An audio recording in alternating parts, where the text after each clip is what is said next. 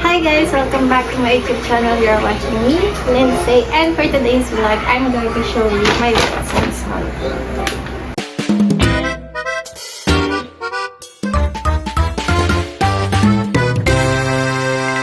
Gusto ko ipapakita sa inyo is itong bench. Daily scent. 6 exciting scents. Actually, wala na siyang laman. Kasi tapos na yung game namin. Ito kasi napili kong ibigay doon sa Christmas party gifts. I-insert ko na lang yung video dito para makita nyo. So, ito siya. 6, 12 kasi kami. So, sakto. Ito yung binigay ko sa kanila. And mababango siya lahat, guys. Kung hindi nyo pa na-try. Pero tingin ko na-try nyo na. Ang favorite ko dito is yung color green. Kaya lang yung na-pick kong gift is color blue pareho. Blue and sky blue. Pero magbago naman siya pareho. I think indigo pala, hindi siya. Pareho naman siya. So, yan. Try nyo. Anyway, the total of prices that I bought from Watsons is 1,700. So, yun. Mahal naman talaga sa Watsons dito, guys. Kasi pang mapagpaganda yan. Pero, nakatipid ako kasi may GC na binigay from school. So, thank you so much sa nabigay ng GC. Meron akong GC or gift check for 1,000 pesos. 700 na lang ito. Okay, another item that I bought is this. Pero nakikita niyo, malinaw naman. Ito, galing na siya sa banyo actually kasi nagamit ko na siya. Kasi ang tagal ko lang nabili itong Watsons na to before Christmas pa. Pero ngayon lang ako nakapag-vlog.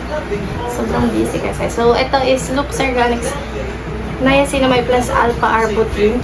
And then, 3 times whitening siya. Salt scrub. So, naghanap kasi ako ng salt scrub ngayon. And this is my first time to use this. Ang una kong nagamit is yung letter A and letter B. Hindi siya nag-work sa akin. Kasi medyo nangangati ako. So, hindi ko siya pinagpatuloy. So, naghahanap ako ng scrub na nakakaputi talaga, nakakatanggal ng mga libag. So, yeah. Parang naman siya nagamit. And so far, maganda naman. Ang hindi ko alam is normal ba na nakakakati talaga yung mga salt scrubs. Kasi medyo nangangati din ako dito. So, yun yung reason kaya pinalitan ko yung una kasi medyo makati. So, hindi ko lang normal ba yun. Next, ito yung binili ko. Lux Organics din. Actually, guys, nagtatry talaga ako ng Lux Organics yan kasi natry ko nga itong shampoo nila. Kung natatandaan nyo, hindi ko alam kung may vlog ba ako na kulay green. So, nagpak-bleach kasi ako last June 2025. Yan. Yung taon lang. Tapos, gray siya. So, ang advice sa akin ng salon is gumamit ako ng purple shampoo. Kaya purple shampoo talaga yung nagamit ko. Pati itong purple conditioner. So, yan. Namili lang ko ng refill na itong conditioner from Lux Organics by Brass. Color Tuning Purple Treatment. So, yan. Maganda siya. Actually, nakakaganda siya ng hair. Pero ngayon kasi bagong color ulit yung hair ko. And may treatment na ginamit, which is yung Celine. Celine ba yun? Basta So, nagpa-purple shampoo din ako. Since may color nga yung hair ko, di ba dapat kapag may color yung hair mo, mag-purple shampoo ka. Ayaw kasi siya maging color na tanso. Kaya, nagpa-purple shampoo ako. So, yun yung next. Is ito ulit, Lux Organics. So, gusto nyo puro Lux Organics. So, Lux Organics naman siya. Ito naman yung lotion. Kasi yung mga lotion ko from the past, ano siya, wala siyang SPF. Alam niyo yun, kaya ko lang sila binibili kasi mabango. Ganyan. So, ngayon, gusto ko nang mag-SPF para meron akong sunscreen kasi madali pala ako umitim. Parang napansin ko umitim ako itong mga nakaraan. And actually, may ginamit akong lotion na mas umitim ako. Yung sa TikTok. Namili kasi ako sa TikTok nung parang oil na hinahalo sa lotion.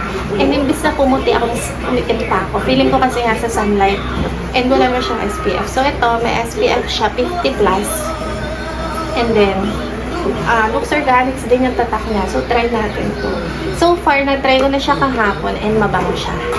Hindi ko pa alam if mag-work siya para sa sunscreen talaga. Yan. Tapos, syempre, namili rin ako nitong serum soothing gel. May price. Ito yung aloe vera. Paborito ko talaga to. Dati ko pa ito ginagamit, guys. Kasi parang palamig siya sa mukha. And diba parang ano talaga, pag malamig yung mukha mo, medyo na-freshen siya. And parang natatighten siya. So, pampalinis din. Ilalagay ko to or gagamitin ko to pag gabi na. Kasi mas maganda. Sana may time ako sa gabi. Yan. Tapos price niya nandyan. Pero nakita ko dito 200 siya. So mura na yun. Pero mga saan. Diba? And then another one. What is this? Sweet Tea Bliss Fragrance Mist.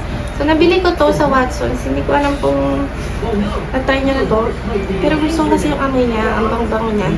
Meron na nakitang ganito na vanilla. Pinang-regalo ko. Yan. Tapos ito yung sabat ko itong pabango na to. Actually, ang dami kong pabango ngayon. Kasi madalas yung gift sa akin is yung mga pabango.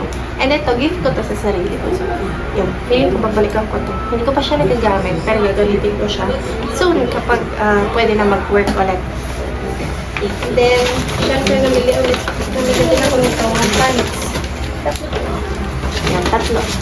Ito guys, yung skincare ko hanggang ngayon. Kung makikita nyo yung skincare routine ko, yung tatanungin nyo yun, para siya hanggang ngayon. Kasi nga, sabi nila hiyangan nga, diba? So, hanap ko na yung hiyang ko na cream. So, hindi lang siya cream.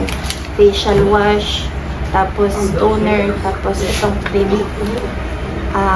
Hiyang ako sa kanila. So, nag-stay na lang ako dito ko. Sa face ko, wala ko ibang ginagamit kundi pants. Till now, pants pa rin. Pero wala pa akong na-try na ibang product nila. Yung parang tatlong. So, since hiyang naman ako, so push ko na rin. Namili lang akong tatlo. I think, 45 isa nito. Pero check ko sa receipt. And lalagay ko na yung price dito.